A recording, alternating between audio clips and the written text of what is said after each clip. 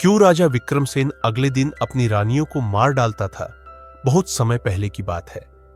एक दूर देश में एक शक्तिशाली राजा राज करता था। उसका नाम राजा विक्रमसेन था। वह अपने राज्य में न्यायप्रिय और बहादुर माना जाता था, लेकिन उसके निजी जीवन का एक भयानक रहस्य था। वह अपनी हर नई पत्नी को शादी के अगले दिन मार डालता था। राज्य के लोग राजा के इस भयावह कृत्य से सहमे हुए थे, लेकिन कोई भी उसके खिलाफ बोलने की हिम्मत नहीं कर पाता था।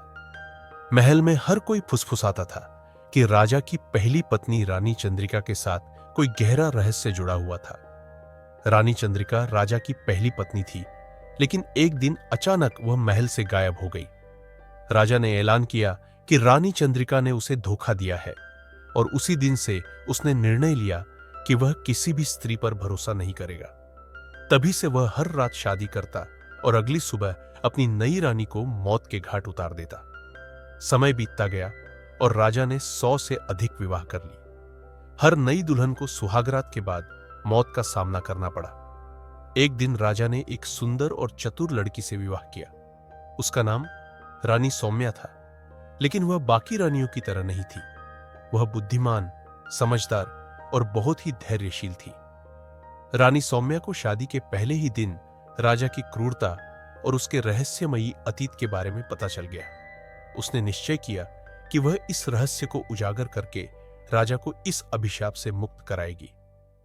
रानी सौम्या ने शादी की रात राजा से अनुरोध किया, महाराज, यदि मेरी मृत्यु निश्चित ही है तो क्या आप मुझे एक रात का समय देंगे कि मैं आपको एक अनोखी कहानी सुनाऊं?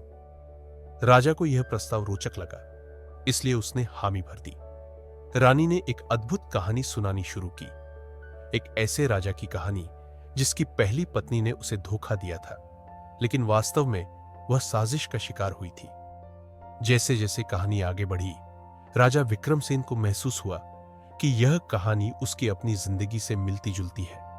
वह बेचैन हो उठा और उसने रानी से पूछा, तुम्हें यह कहानी कहां से पता चली? रानी सौम्या मुस्कुराई और बोली, महाराज, क्या आप जानना नहीं चाहेंगे कि आपकी पहली पत्नी रानी चंद्रिका का क्या हुआ? राजा की आंखें चौड़ी हो गई। क्या तुम कुछ जानती हो?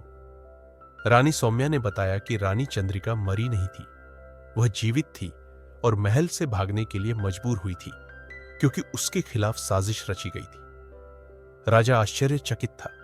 उसने आदेश दिया कि तुरंत उसकी पहली पत्नी चंद्रिका को ढूंढा जाए। कुछ ही दिनों में सिपाहियों ने एक पुराने आश्रम से रानी चंद्रिका को खोज निकाला। जब चंद्रिका महल आई तो उसने राजा को पूरी सच्चाई बताई।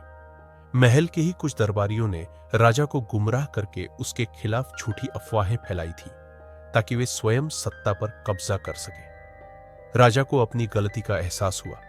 उसने रोते हुए रानी चंद्रिका से क्षमा मांगी और प्रण किया कि वह कभी भी स्त्रियों पर संदेह नहीं करेगा। रानी सौम्या की बुद्धिमत्ता और धैर्य ने राजा के दिल को जीत लिया। वह समझ गया कि सभी स्त्रियां एक जैसी नहीं होती और हर इंसान को न्याय मिलना चाहिए। इसके बाद राजा ने अपने राज्य में नया कानून बनाया। अब कोई भी स्त्री अन्याय का शिकार नहीं होगी। रानी सौम्या की चतुराई ने न केवल राजा को बदला, बल्कि पूरे राज्य में न्याय की स्थापना की। राजा ने सौम्या को अपनी मुख्य रानी घोषित कर दिया और दोनों ने खुशी खुशी जीवन व्यतीत किया। यह कहानी हमें सिखाती है कि धैर्य, बुद्धिमत्ता और सच्चाई से किसी भी कठिन परिस्थिति को बदला जा सकता है। कभी कभी एक सही व्यक्ति पूरी दुनिया बदल सकता है,